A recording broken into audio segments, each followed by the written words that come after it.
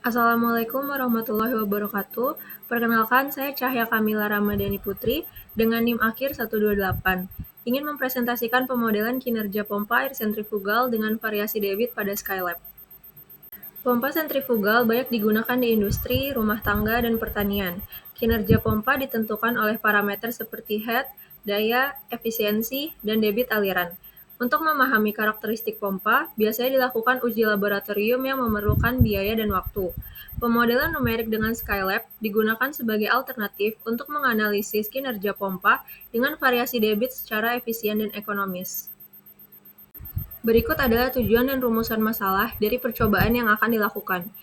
Untuk rumusan masalahnya, pompa sentrifugal memiliki kinerja yang dipengaruhi oleh perubahan debit operasi, sehingga terjadi variasi pada head, daya hidrolik, dan efisiensi.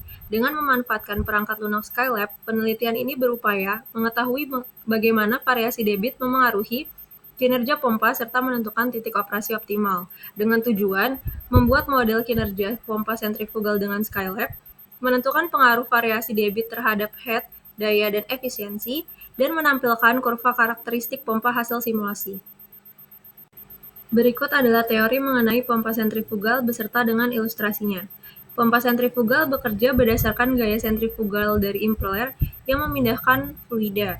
Parameter utama kinerja pompa adalah debit atau Q yang merupakan volume fluida yang mengalir per waktu, head atau H yang merupakan energi persatuan berat fluida, daya atau P yang merupakan energi persatuan waktu, serta efisiensi atau eta yang merupakan rasio antara daya hidrolik dan daya input. Berikut merupakan metode yang akan dilakukan. Yang pertama, menentukan parameter pompa seperti ρ, G, H0, Qmax, dan P input. Yang kedua, menyusun persamaan sistematis. Yang pertama ada H sama dengan H0 min KQ kuadrat. Yang kedua ada pH sama dengan ρ kali G kali Q kali H.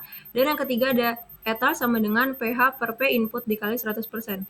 Metode yang ketiga, menuliskan kode Skylab dan menjalankan simulasi. Metode keempat, memplot grafik QH, QP, dan Qeta, serta menganalisis hasil dan efisiensi optimal.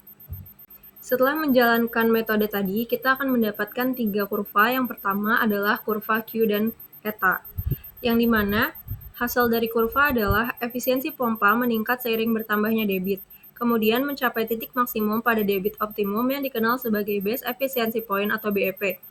Setelah melewati titik tersebut, efisiensi kembali menurun akibat meningkatnya kerugian hidrolik dan mekanik. Kemudian ada kurva QH yang dimana nilai head semakin menurun seiring bertambahnya debit.